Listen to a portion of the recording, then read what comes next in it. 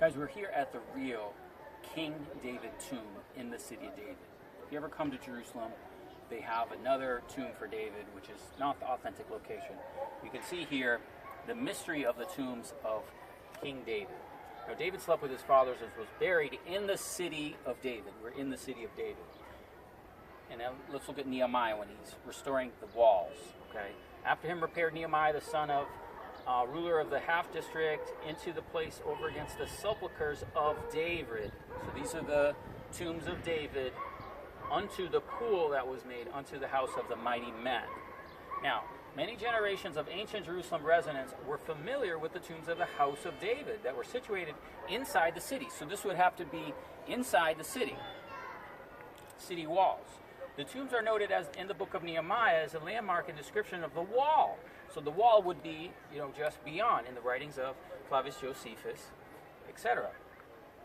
In the generations following the destruction of the Second Temple, the tombs were demolished and their location was forgotten. Medieval traditions assigned the site of King David's tomb on Mount Zion. In 1913, Baron Edmund D. Rothschild purchased the large tracts of land in the city of David and commissioned French-Jewish archaeologist Raymond Weil to conduct excavations here. Weil discovered several tunnels carved into the rock and identified them as the tombs of the house of David. Now, these are the authentic tombs. You can see above me one of the large tombs. These are the tombs here. And what we're going to do, we're going to look at these tombs closely to see their orientation and to see where they're pointing. Okay? If David's tomb is pointed towards the temple, we should be able to get a north-south coordinate to see in the direction that it's pointed in. Okay? So we're going to do that and look at some of the other tombs of the kings of Judah. Okay, we're at the tombs of the kings of Judah. That's right there. And as we look across, below is the Kidron Valley. And then as we look up, this is the Fort Antonia there. So that gives you an idea of approximately where we are. And we'll also look and we'll get some compasses out to show you the vantage point. But we're in the city of David. The old walls would have been somewhere either here. I think actually that's what they say, that the walls were here, or if not here, a little bit farther down below. And these would go back to the time of the first temple and the second temple, that Ezra and Nehemiah built these walls. But now we're going to walk into the tombs of the kings of Judah. And we're going to look at King David's tomb. Okay, here are the tombs back here of the kings of Judah. Okay, we have the big one here. That's David's. Here's another one, which is very large. And there's some more here, and they're damaged. And now we're standing here to give you this vantage point where these tombs are. And here's the Fort Antonia, which is right coming off the cliff there of the Kidron Valley. But as we look at these tombs, okay, you can see the temple is over there, but we can see the tombs are pointed this way. Right, the Tomb of David has this area where it covers it, but they're actually not doing a whole lot to preserve it. But we can see here the parts of it that would have been part of the tomb. And then it goes in here, and you see the walls as we enter. And then we can come into the tomb. Okay, so there's holes through it and other structures above, but clearly the roof of it has been destroyed. But this, we do believe to be, David's tomb. And the other thing about this is, if any of you guys have any familiarity with Jerusalem, you'll know that they have a traditional David's tomb location in Mount Zion. Well, that's not the true place. it's here in the city of David, as the scriptures say. So these are the walls and everything for King David's tomb. Okay guys, we're here in King David's tomb. We do know that these are the tombs of the kings of Judah, and in this tomb we'll show you the sarcophagus, not really sarcophagus, but the place, the hole in here where King David would have lied. We know this is his tomb because these are all the tombs of the kings of Judah. This is the largest one, and the significance of this tomb is this tomb is pointed and positioned to the temple. Okay, I'm facing south, but the tomb is oriented and facing to the north and slightly to the west. It's definitely not pointed at Fort Antonia. It's pointed at the true location of the temple, which is more towards the north and towards the west. But this is the true King David tomb. The true King David tomb. The true King David tomb is in the city of David. There's another one, which they call King David's tomb in Mount Zion, just farther to the west. That's not the authentic location. This is the proper location right here. In here, what's very significant for us is not only the tomb, which is, we'll show you on the plaques, but the position and orientation of this tomb is pointed to the temple. And we'll show you our GPS coordinates and positioning to show you exactly where that's pointing. Okay, we're in here in King David's tomb looking out. Okay, we showed you before looking inside. Okay.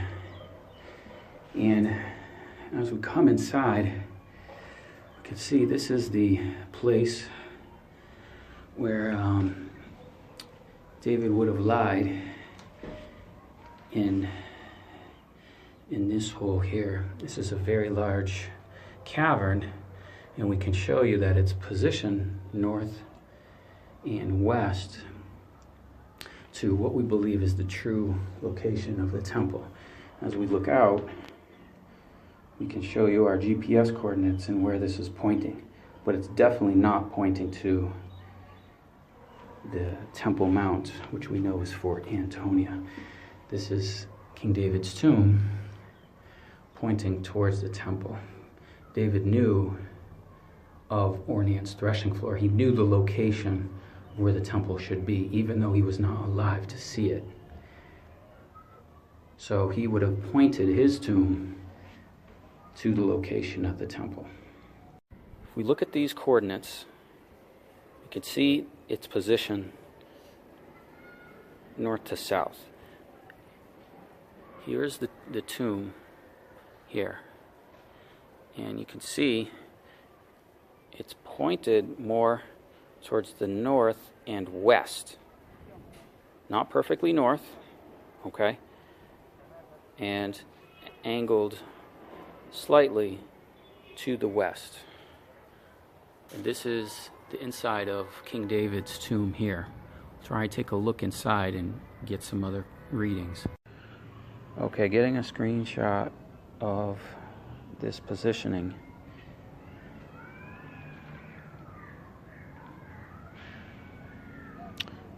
Not sure if this is correct, but let's try and calibrate. Okay, here is the another tomb, and we can see its orientation is again north and west. And let's look at what that looks like on GPS. Now, in order to get the best reading possible here, we have two devices measuring, two compasses measuring. One is 345 to the left. One is 337, 36 there to the right. And then you can see there, if you can see, I apologize if this isn't clear, but we're just doing this to make sure we have proper GPS and compass positioning, which we seem to. Okay, here's the cave, and here's our compass, 346, 347 degrees north to northwest. And more views of King David's tomb. Okay, we do know that these are the tombs. There's one here which is damaged. This is one that's also damaged. The roof of these is damaged from various eras and time periods. And as we've seen, the French discovered this in 1913. He began the excavations, okay? But we do know this is the place of the kings of Judah in the city of David. We are here in the city of David. So there's lots of tombs here, lots of damage, okay?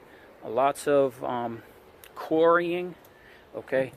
Repurposing, always is in Jerusalem, there's repurposing. People don't recognize the historic value and significance of what's going on because of various belief systems, but these are the tombs of the kings of Judah.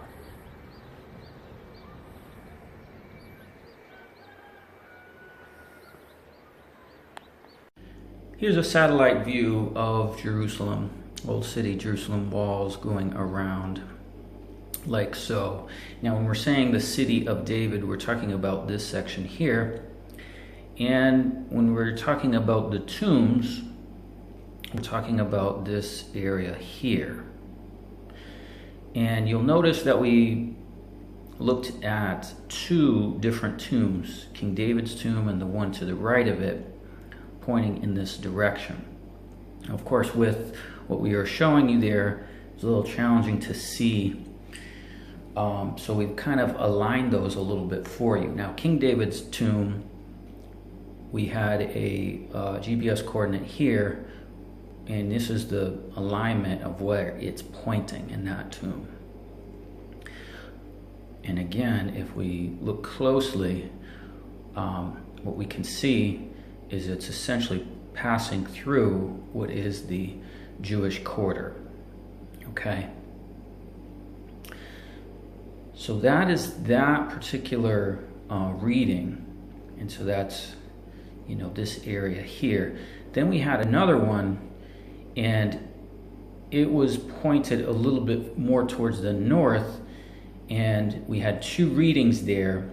One was here, north, northwest, and then here's another one. So this was 345 degrees, and this is 336. But again, pointing in this direction. Okay, and if you're interested, these are the GPS coordinates to our location when we are here. So basically what we've done is we've just taken the angles of our compass and the degrees, and then have just applied them onto a map like so. But this is the walls of the city of David here. And that is the proper location of the tomb of David. However, with this information, we also have the proper location of the temple, especially considering David's tomb pointed in this direction here. So I encourage you to watch the playlist on the true temple location. This is one piece of evidence amongst many which shows us that the location of the temple is not here, but it's in this area. So I'll put a link in the description field for the true temple location playlist. So thank you for watching. God bless you.